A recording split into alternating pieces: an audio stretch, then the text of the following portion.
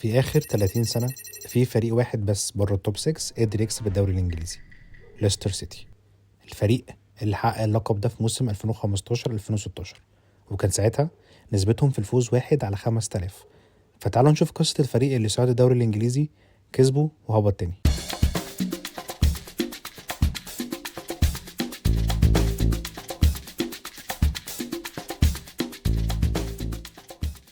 ليستر صعد الدوري الإنجليزي في موسم 2014، ومكانه فوق ما كانش هيطول، لأن الموسم اللي بعده على طول كان هيهبط لولا فرق 6 نقط بس. الأداء ده خلى ليستر تجيب مدرب جديد، كلاوديو رانيري، وده كان أول عمود في موسم التتويج، برغم إن الجماهير ما كانتش مقتنعة بيه، لأن ببساطة رانيري قبل ما يجي ليستر درب فوق ال10 فرقة مختلفة زي انتر وروما ويوفنتوس وحتى تشيلسي في الدوري الإنجليزي، بس رغم الخبرة دي ما قدرش يحقق ولا دوري مع اي فريق سابق ليه. جماهير ليستر كانوا عايزين بس المدرب ده يخليهم ما يهبطوش، او اقصى طموحهم انهم يتاهلوا لاي بطوله اوروبيه. فكره الدوري دي ما كانتش في التفكير اصلا، اصل انت لسه مخلص المركز ال14 الموسم اللي قبله، وجاي مدرب ما كسبش دوري قبل كده، فدوري ايه اللي انت جاي بتقول عليه؟ المهم رانيري ما فرقش مع كل ده وبدا في الشغل على طول. في الصيف صرف فوق ال50 مليون يورو عشان يقوي الفريق، وابرز الصفقات دي كان انجولو كانتي، اللعيب اللي بمعنى الكلمه كان مخلي وسط الملعب جنينه خاصه بيه، وكان من اهم 3 لعيبه في موسم ليستر. رانيري اعتمد اسلوب لعب اي مدرب خايف من الهبوط، دافع دافع دافع، وحاول تخطف اي جول من هجمات مرتده. ووجود لعيب زي كانتي قوي وسريع وحرفيا ما بيتعبش ومحرز وفاردي قدام، خلى الهجمات المرتده بتاعت ليستر فعاله جدا. انت متخيل ان هم كسبوا الدوري بنسبه استحواذ 42% بس؟ هم حرفيا كانوا ماشيين بمبدا خلي الكره معاك وحاول تجيب جول، معرفتش هنجيب احنا. بدايه الموسم كانت كويسه، 12 نقطة من 6 ماتشات بدون ولا خسارة، الموضوع اللي ادى الفريق دفعة معنوية في الأول، لحد ما أرسنال قدر يكسبهم 5-2 على أرضهم، الماتش اللي خلى الجماهير فاكرين إن ليستر هيرجع تاني للمستوى بتاعه، بس العكس حصل.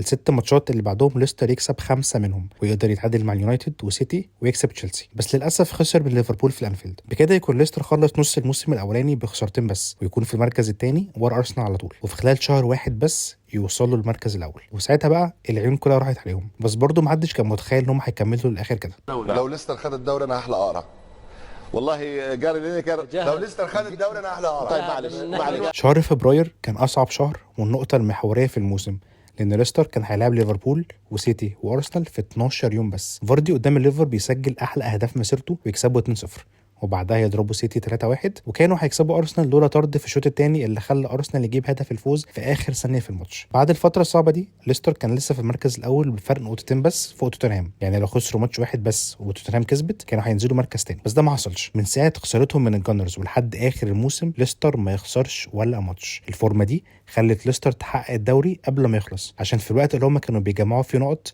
توتنهام المنافس اللي وراهم كان عنده ماتش مع تشيلسي اللي لو خسروه ليستر بيتوج في الدوري في ساعتها، بس لحد دقيقه 82 كانوا كسبانين، ولو الماتش خلص كده ليستر كان هيحتاج برضه ما يخسرش في اخر ماتشين ليه ضد ايفرتون وتشيلسي. بس هازارد كان ليه راي تاني. تشيلسي بيسجل التعادل في اخر دقيقه في الماتش ورسميا يتوج ليستر بالدوري، الجون اللي جماهير ليستر فرحت بيه اكتر من جماهير تشيلسي نفسها، وبكده يكون ليستر حقق الدوري وقدم موسم للتاريخ وفريق عمره ما هيتنسي في الدوري الانجليزي. للاسف القصه الحلوه كان اخرها هنا.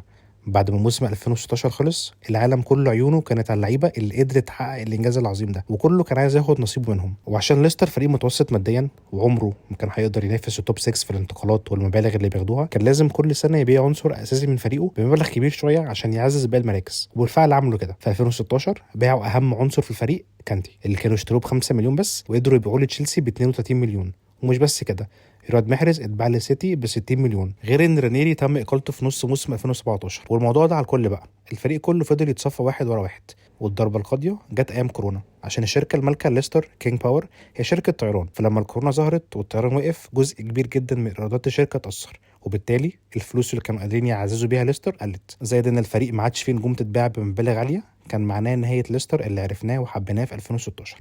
وبالفعل هبطوا للدرجه الثانيه في موسم 2022 2023، وبرغم انهم عرفوا يصعدوا تاني السنه دي بس شكلهم راجعين للتشامبيونشيب مره اخرى.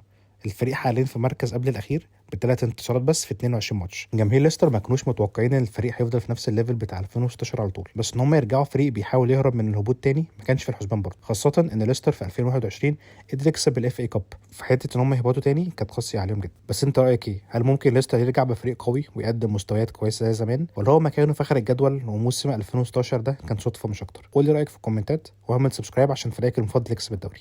اشوفكم الاسبوع الجاي.